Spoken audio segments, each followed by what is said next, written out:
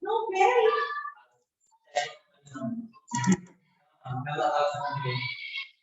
Gente, chamou vai ser cara.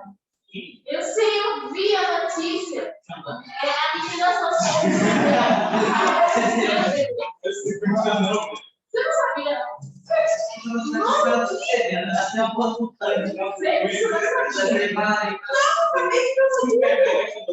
Aí ela falou para ele fazer o teste de DNA. Ela falou que era a cara dele, ela tinha certeza da cara dele. Não é nada a ver. 7 bilhões de pessoas, ela não pode ser cara. É uma mansão.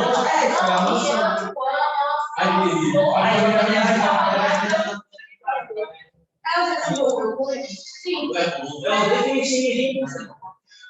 Aí ele falou que a empresa dele, você falou que ele mandou a agora que ele não vai falar dele. Eu já vi isso no Instagram.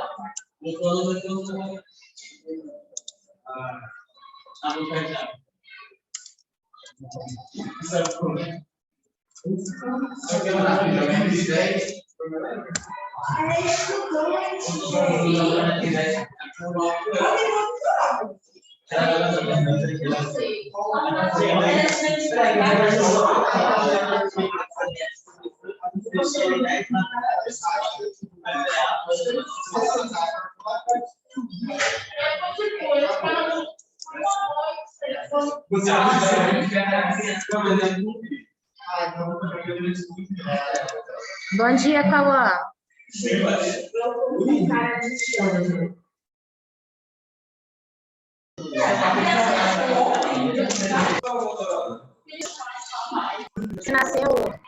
nasceu de barra, né? Ele já é pai,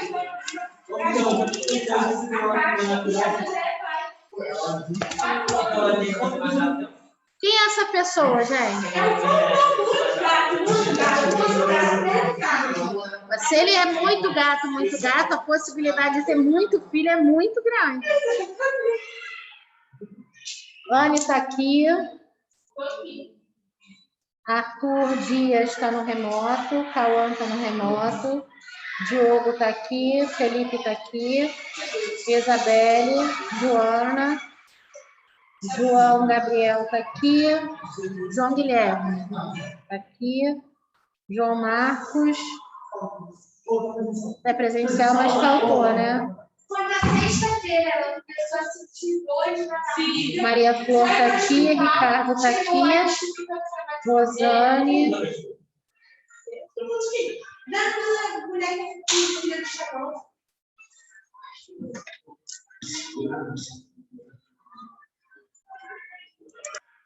Então, vamos terminar nosso... Terminar não, na verdade, dar continuidade.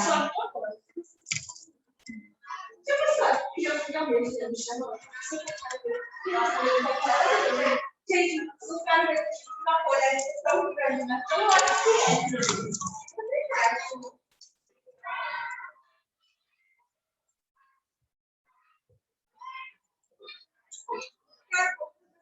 é. E quem é a parceira do aí, ele fala assim, ô, professor, eu acho que ele vai passar, e todo cara, eu acho que ele vai passar.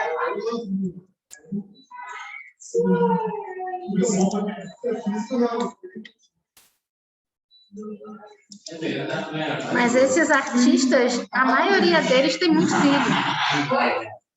Esses artistas, a maioria deles tem muitos filhos.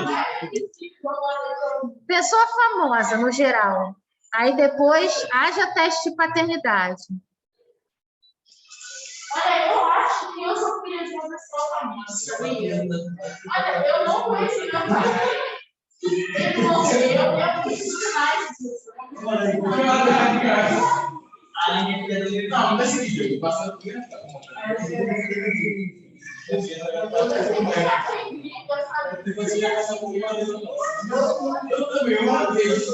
Antigamente isso era muito comum. Antigamente isso era muito comum. Porque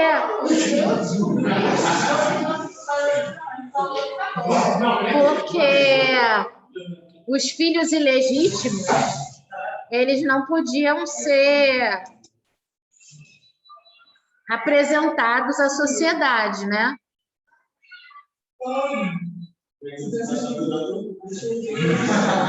Professora, você tem a filha do nosso namorado aqui, ó. Tu é uma figura, garota.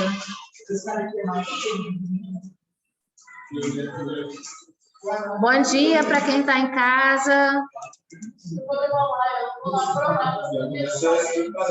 Bom dia, professor. Tudo bem contigo, João? Tudo, e com a senhora? Mais ou menos. Ah, vai melhorar. Foi mais ou menos porque a polícia desse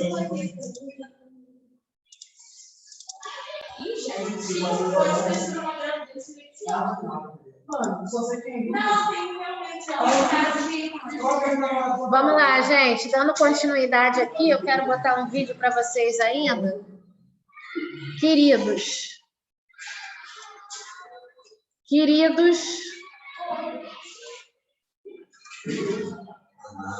terminar, cara. Eu ia terminar.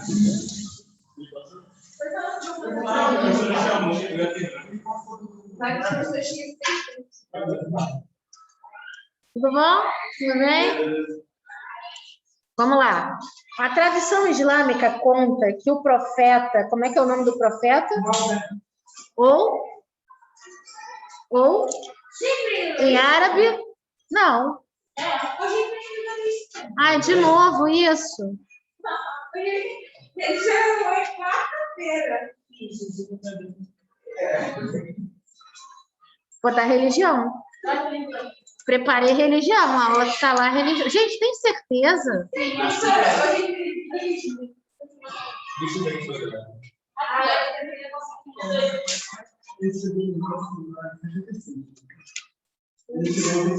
Menina. Ali era muito fácil, cara. Só basta ter muito. Bem, quarta-feira do empreendedorismo, tá? Que coisa. Hoje é que dia? Hoje é segunda. Dia 9.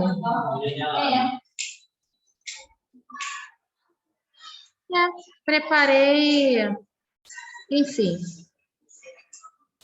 Vou dar religião mesmo. Porque a aula de empreendedorismo eu não preparei. Que seja, vamos lá. A tradição islâmica conta que o profeta tinha a prática de retirar-se para orar e meditar em montes e desertos nos arredores de Meca. Nesse momento aqui, ele ainda não está fundando uma religião.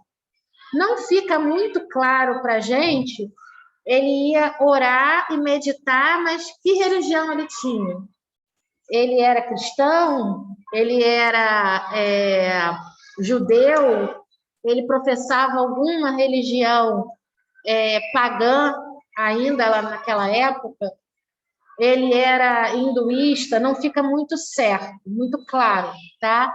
Porém, o islamismo, como eu falei para vocês, ele tem referências, né, que estão muito claras. Guarda o telefone, por gentileza.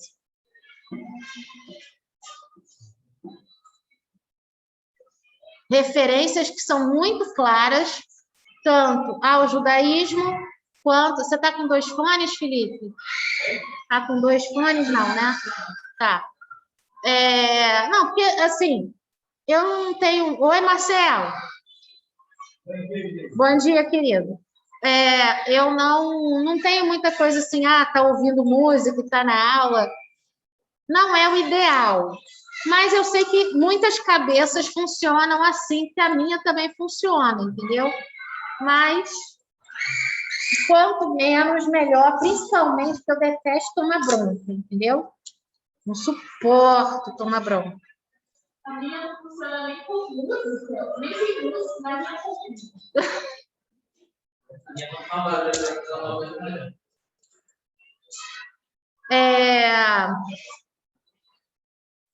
O que eu estava falando? É muito claro que a gente tem no islamismo referências que são diretas do judaísmo quanto do cristianismo, tá?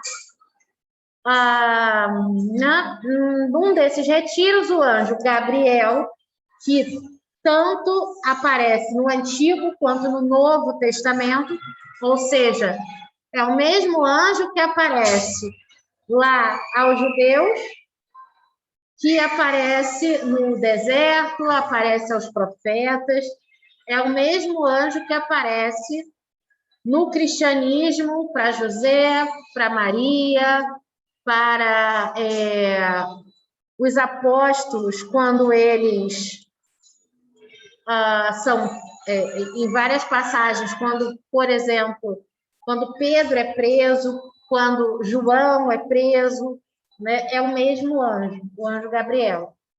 Apareceu para Mohammed e pediu para que ele recitasse um texto. Conta-se que o anjo referiu-se ao profeta como Rasul Alá, traduzido como o enviado de Deus. Mohammed imediatamente recitou o texto pedido pelo anjo, embora não soubesse qual era o texto. A recitação de Mohammed é localizada atualmente na 96 em algarismo... como é que fala? Esqueci. No romano, não. Gente, primeiro, segundo, terceiro, como é que é o nome disso? Meu Deus.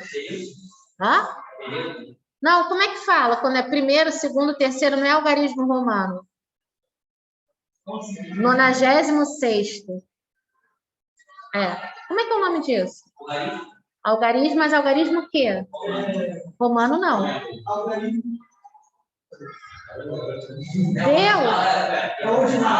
Ordinário, exatamente.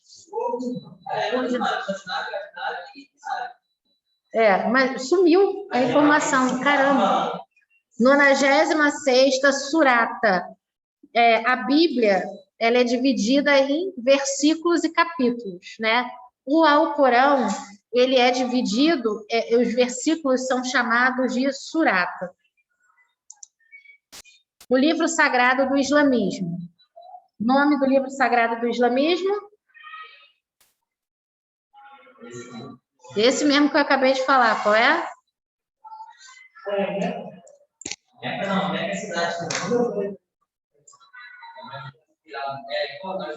Vou botar vocês para copiar igual o sexto ano, hein? Hã?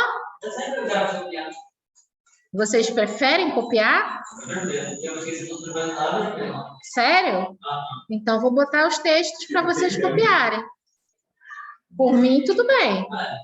Eu acho mais prático ter o texto na plataforma para todo mundo acompanhar. Mas, ou vocês preferem...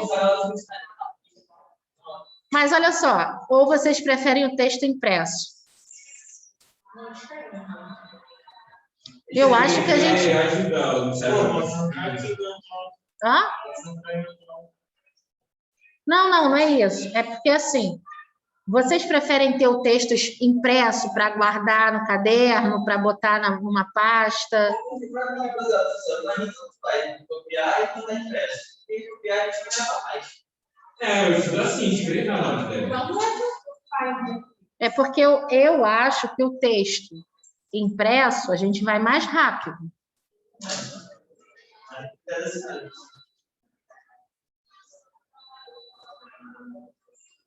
Vai lá, o que você quer? Quem quer o texto impresso?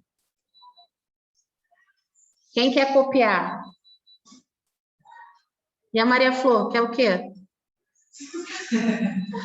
Então, a partir do próximo, eu vou fazer o seguinte. Eu vou fazer mais ou menos o que eu fiz com o 8º ano. Eu vou fazer tipo um mapa mental com um pequeno resumo, tá? Boto no quadro. E o texto mesmo, grosso, tá na plataforma. Pode ser assim? Então, na próxima aula, eu ponho o resumo, tá? Livro sagrado do islamismo ao Corão, tá? Uma observação importante é que as traduções dessa recitação podem variar bastante de toda forma, a recitação foi: em nome de Deus, muito bom e misericordioso. Recita em nome do meu Senhor que criou o homem em grumo de sangue coagulado.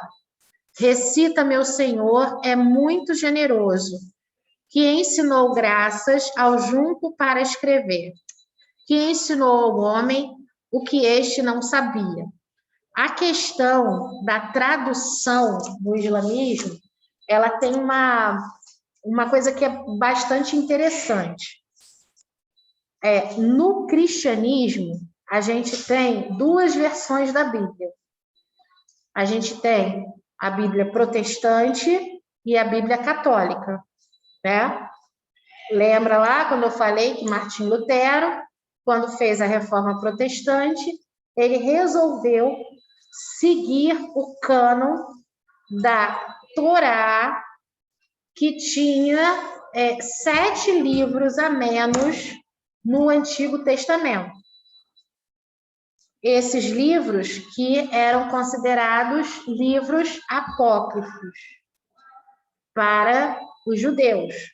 Aí Martim Lutero vai e busca essa referência no judaísmo e retira os 7 livros da Bíblia.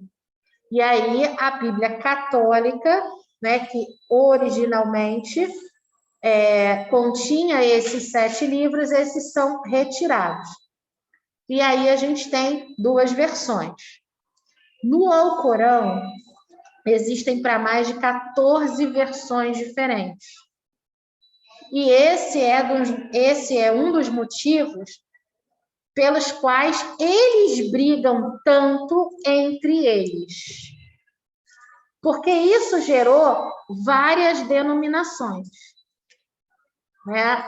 A Bíblia católica é a mesma utilizada pelos católicos ortodoxos. É claro que vai mudar a tradição por conta da língua, por conta, às vezes, da divisão de alguns versículos e tal, mas Bíblia é igual biblioteca, né? Então, os livros são os mesmos. No protestantismo, a gente tem várias denominações religiosas. Dentro do cristianismo, a gente tem o protestantismo e aí a igreja anglicana, a igreja presbiteriana, metodista, batista, Assembleia de Deus e por aí vai, né? Todas essas usam a mesma tradução da Bíblia protestante. Então, esses conflitos, né, eles acabam sendo pequenos com relação ao que uma religião prega, o que a outra prega e por aí vai. Dentro do islamismo, não. Isso é muito sério, né? Inclusive, algumas traduções, e aí quando eu perguntei para vocês semana passada assim, o que lembra? Aí alguns falaram guerra, outros falaram terrorismo e tal. Para o muçulmano, algumas tradições são levadas literalmente ao pé da letra.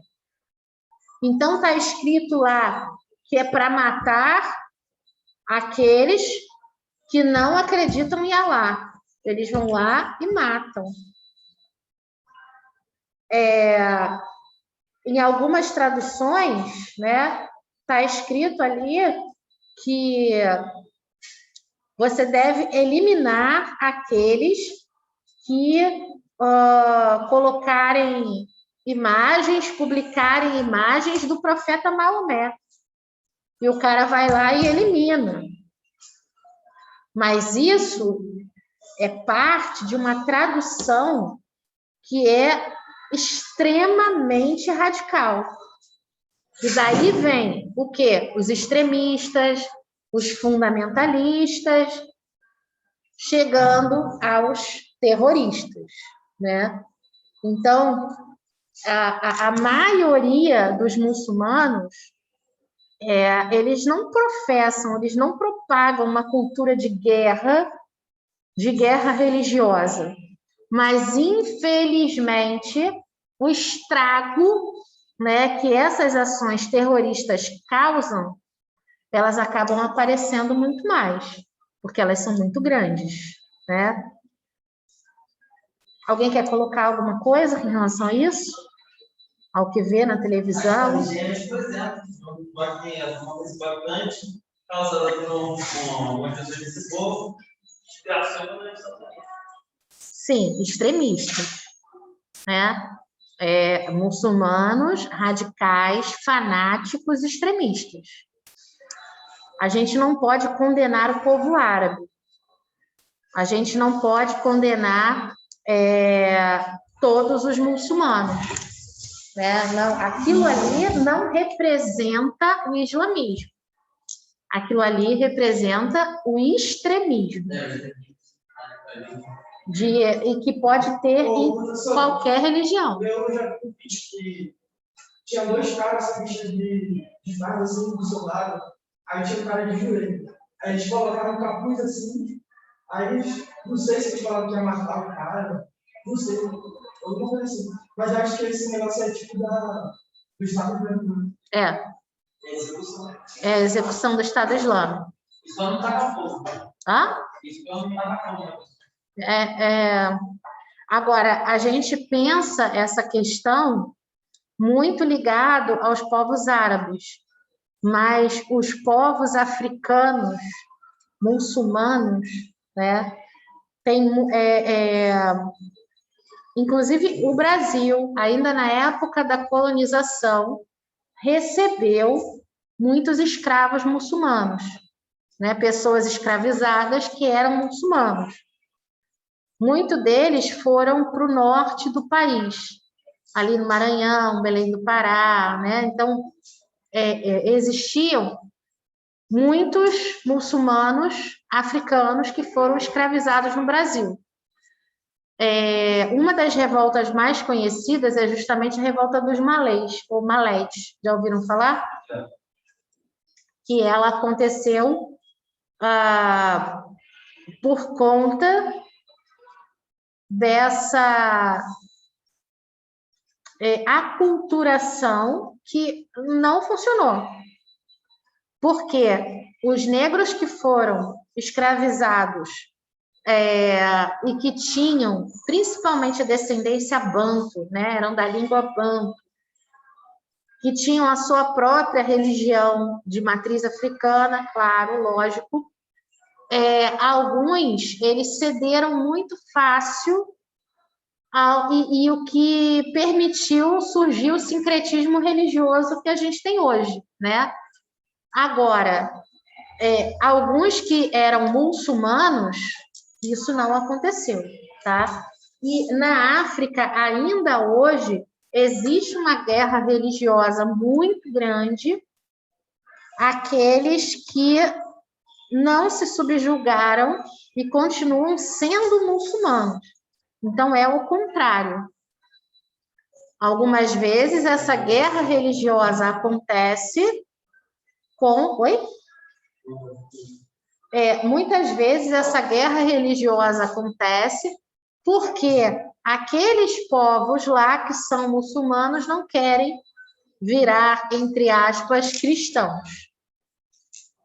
Então, essa questão religiosa hoje, ela tem um fundo político que é muito grande, né? Então, na hora de pensar redação, por exemplo, para Enem, redação para Juliana ou para qualquer outro professor que fale nessa questão da intolerância religiosa, é bom sempre dar, ou de guerra política, enfim, é sempre bom dar uma pesquisada nesse contexto político, religioso e histórico, né? De territórios, provavelmente não, principalmente territórios ocupados, guerras por conta de território. O que vocês estão vendo em história agora? Não. Ninguém sabe o que está vendo em história? Geografia.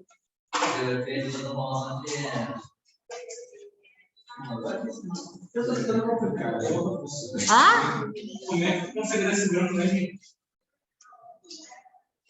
Eu tava falando de história. Renascimento. Tá. Ah, verdade. Tem pouca guerra. Não, mais ou menos. Tem guerra mais... São guerras mais românticas. Eu gosto das guerras mais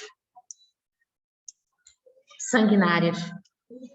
Lá dos gregos, dos romanos. Grego não, dos romanos, dos bárbaros. Gosto mais dessa, que é justamente quando o islamismo está aí no seu auge, né? Iniciando aí o seu crescimento. Vamos lá.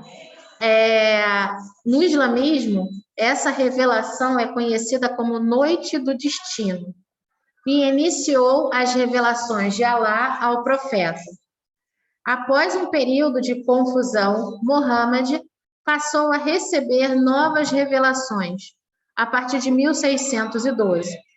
E essas revelações foram depois compiladas no que é conhecido como o Alcorão, o livro sagrado. Foi escrito pelos seguidores de Muhammad à medida que Alá lhe revelava a sua mensagem. Os primeiros convertidos à fé islâmica foram seu primo, Tabu, Khadija, a sua esposa, e Abu, amigo que posteriormente se tornou sogro do profeta. Em 1612, porque Khadija morreu e ele casou de novo, né?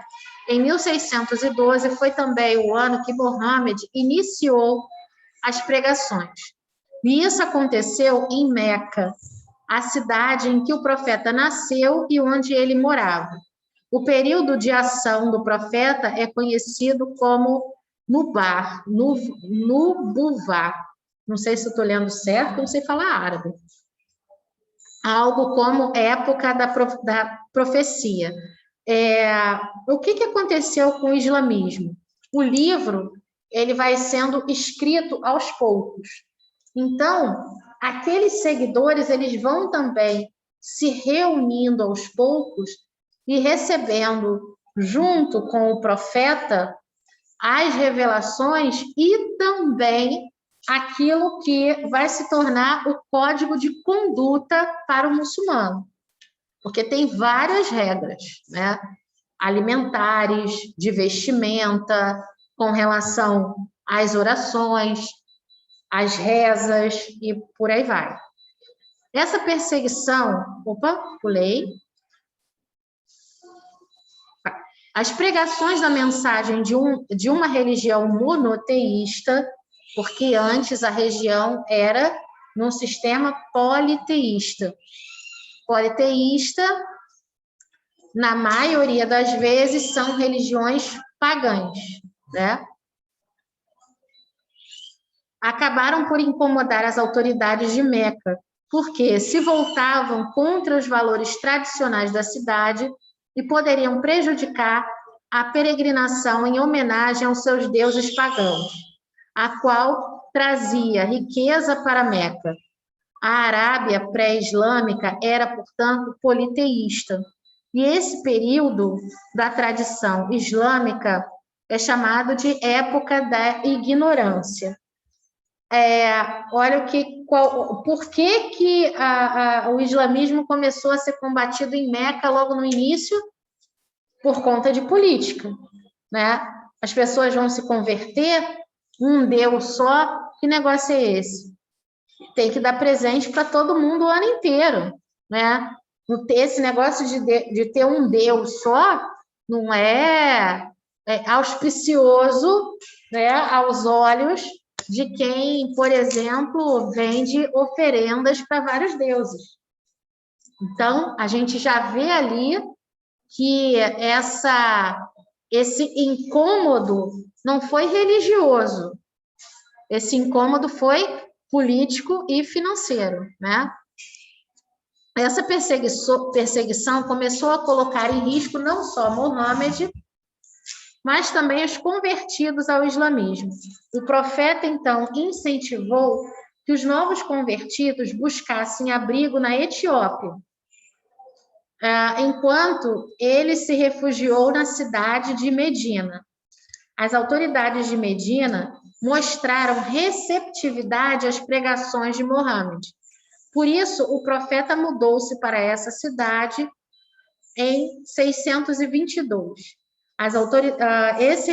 Esse acontecimento é conhecido como Hégira, e é um marco para os muçulmanos, pois é considerado o momento em que se deu início à contagem do calendário islâmico.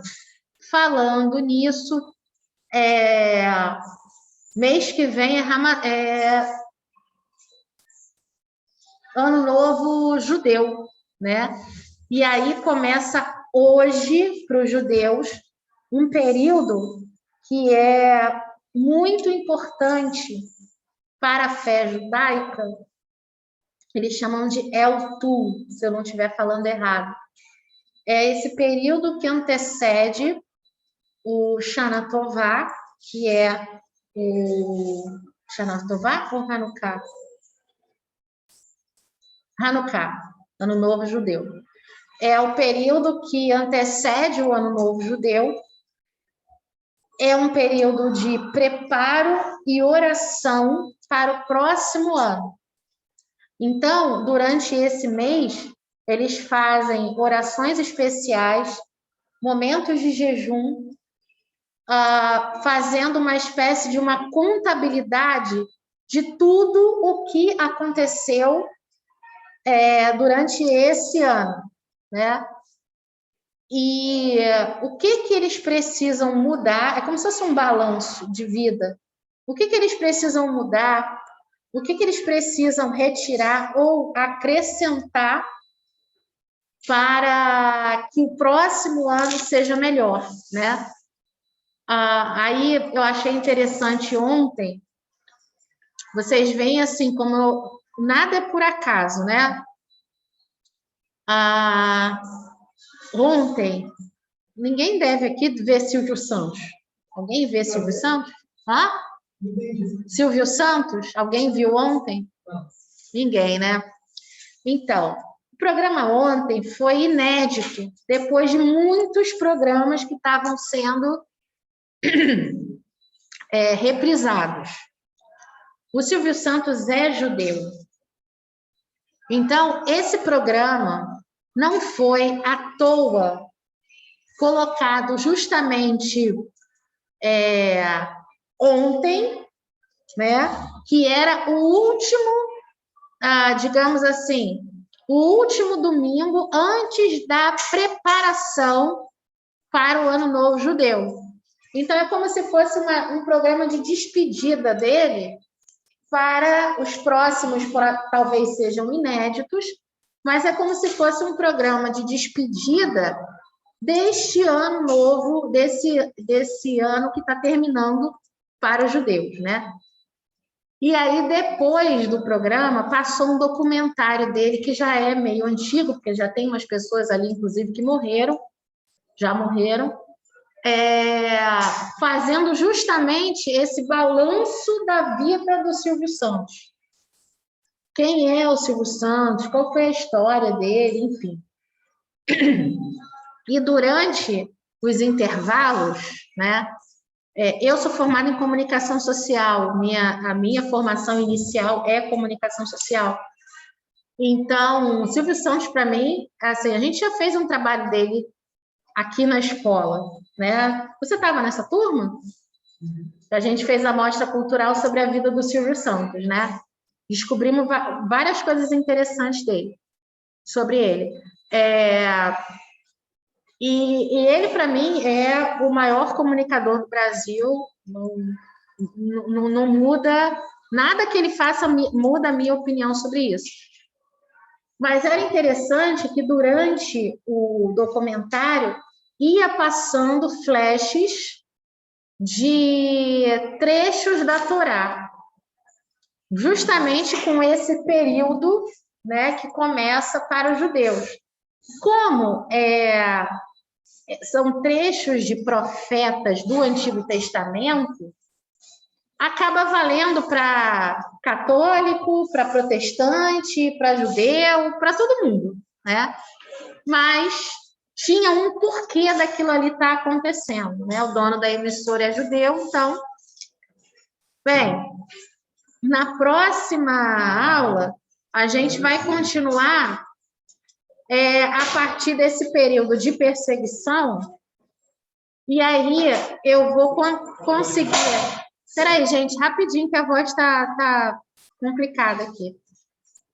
A gente vai começar a falar sobre essa questão da perseguição, das batalhas, e quando começam a surgir alguns grupos que existem até hoje, de grupos que são radicais dentro do islamismo, tá?